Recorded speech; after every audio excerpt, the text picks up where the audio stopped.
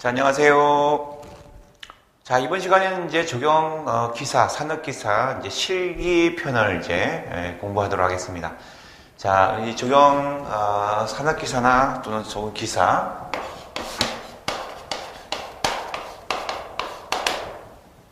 자, 그 다음에 적용 산업기사.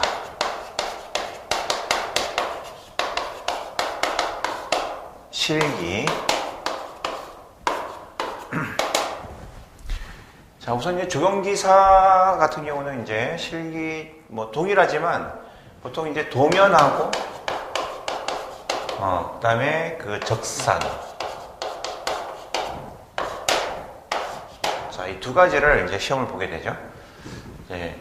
도면 같은 경우는 이제 전 100점 만점에 60점, 그다음 적산이 40점 이렇게 배정이 되어 있죠. 60점과 40점. 그래서 도면이 더 훨씬 중요하다. 적산도 중요하지만, 그래서 두 개나 해서 두 개 합쳐서 100점, 그죠? 100점 만점에 60점 이상 합격입니다. 우리가 이제 필기도 60점 이상 합격이죠. 필기에는 가락이 있지만 이 적산에는 이 실기에는 가락은 없어요. 어쨌든 둘이 합쳐가지고 60점만 되면 돼요. 도면을 50점 맞고 적산을 10점 맞으면 합격합니다. 반대로 적산을 40점 맞고 도면을 20점 맞아도 합격하고요. 가락이 없기 때문에. 자, 그런데 이제 중요한 건 뭐냐면 도면을 완성해서 내는 게 중요합니다. 완성을 못하면 채점 대상에서 제외를 해버리죠. 자, 그래서 도면 같은 경우는 보통 첫 번째가 개념도를 작성합니다. 개념도를 이제 구상도를 하죠. 기본 구상도, 개념도. 자, 이렇게 작성하고, 처음에 이제 주어진 그런 조건들을 개념을 잡는 거죠, 구상을. 그래서 그 버블 다이어그램으로 이렇게 그려 나갑니다. 자, 개념도를 작성해야 되고, 자, 두 번째가 이제 평면도를 작성해야 되는데, 이 평면도가 두 가지죠. 하나가 시설물 평면도. 또 하나는 식재 평면도. 자, 요 두 가지를 작성하는데, 기사 시험 같은 경우는 요거 따로따로예요. 기사 시험 때는 요거 한 장, 또 요거 한 장. 요게 기사. 자, 기사는 요렇게 작성을 합니다. 따로따로. 자, 그런데 이제 산업기사 같은 경우는 이 평면도를 작성을 하는데, 같이 작성하죠. 평면도를. 그 시설물 플러스 식재. 이렇게 해서 한 장으로 작성하죠. 요거는 산업기사. 이렇게 작성이 이제 다르죠. 그러면 이제 기사는 개념도 한 장 그리고, 그 다음 평면도 한 장 그리고, 그 다음에 세 번째는, 요거 따로따로죠. 요거 따로따로 그러니까 석장을 그리는 거고, 그 다음에 세 번째, 이 단면도나 상세도를 그리는 경우가 있어요. 상세도. 그러면 단면도와 상세도는 따로 한 장으로 그리는 게 아니라 기사시험 같은 경우는 요 개념도가 있죠. 구상도에 좀 이렇게 여백을 남겨놓고 거기에 단면도를 그려라. 이런 식으로 많이 나가죠. 그래서 여기다가 플러스 단면도. 상세도 같은 경우도 이제 가끔씩 주어집니다. 시소, 근해 상세도, 또 지주목 상세도, 이런 것들을 이제 제시하고 그래라는 게 나오는데, 이제 상세도보다는 단면도가 더 많이 나가요. 그러면 요렇게 한 장, 기사는 요렇게 한 장, 그 다음에 요렇게 두 장, 이렇게 석장을 그리고, 산업기사 같은 경우는 개념도 한 장하고 단면도나, 상세도는 안 그래요, 이제 보통. 산업기사 때는 이제 단면도를 가끔씩 그립니다. 요렇게 한 장, 그 다음에 평면도를 요 두 개를 묶어가지고 그린다고 했죠. 요 두 장. 산업기사는 두 장이네요. 기사는 총 세 장을 그리고, 산업기사는 총 두 장을 그린다. 자, 그러면 이제 이 두 장을 그리면 2시간 30분. 2시간 30분에 두 장을 완성해 그리고, 그 다음에 기사 같은 경우 3시간. 3시간이 걸리는 거죠. 자, 그렇게 해서 이제 시간은 이제 이렇게 부여가 되고, 또 시간이 이제 뭐 전에는 좀 이제 뭐 좀 변화가 있었는데 지금은 이제 한 3시간 정도로 하고 2시간 반에 이제 그리고 요 시간 안에 무조건 완성해 내야 돼. 그러니까 우리가 도면을 그리다 보면은 도면이 시간이 모자랍니다. 항상. 정말 많이 모자라요. 그래서 이거를 다 석장을 그린다 그러면 처음에는 한 대여섯 시간 이상 걸려요. 3시간이 뭡니까? 뭐 2배 이상 걸립니다. 왜냐하면 뭐 안 그려봤으니까. 계속 그걸 습관적으로 그리면서 외워야 돼요.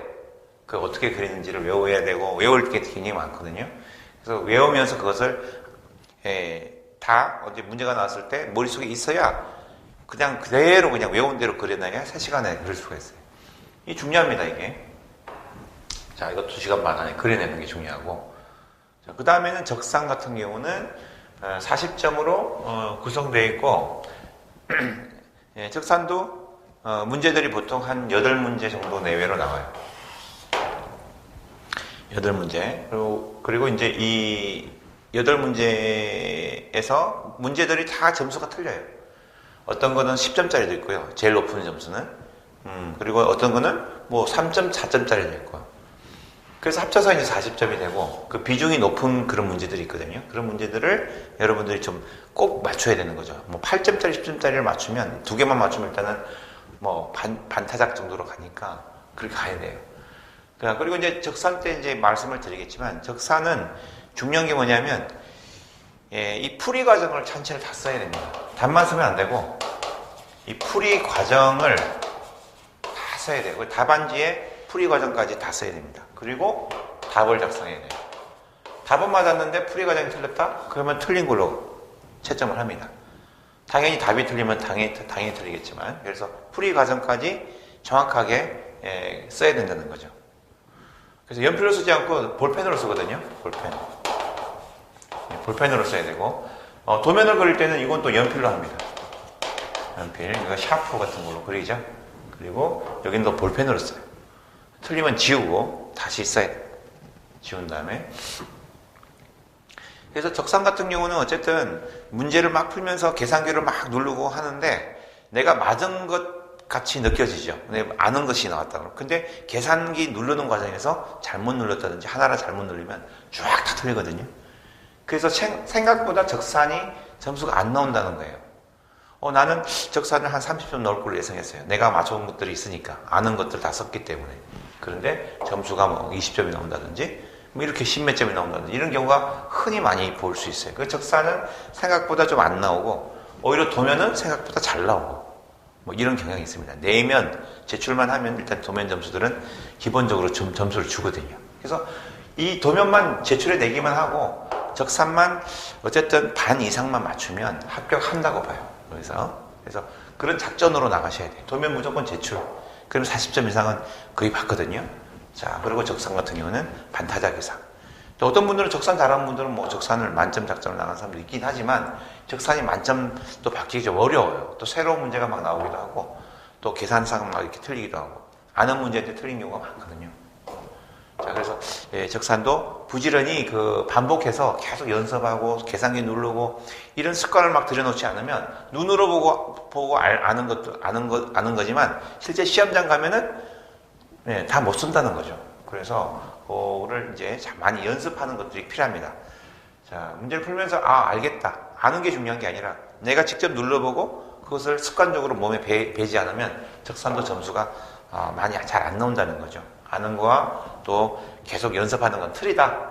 그걸 또 염두에 두시고 꼭 여러분들이 답 보지 마시고 내가 직접 이렇게 풀이 과정과 답을 써서 그 문제를 풀어보는 거를 시간 내에 또 막 하다 보면 모자랍니다. 푸는 그런 그 방법, 또 그런 그 과정들을 여러분 연습을 꼭 하셔야 된다는 거 염두에 두시고, 자, 그래서 이제 100점 만점 중에 60점 이상 합격. 그렇게 해서 실기도 이제 무난하게 통과할 수 있도록 이렇게 했으면 좋겠습니다.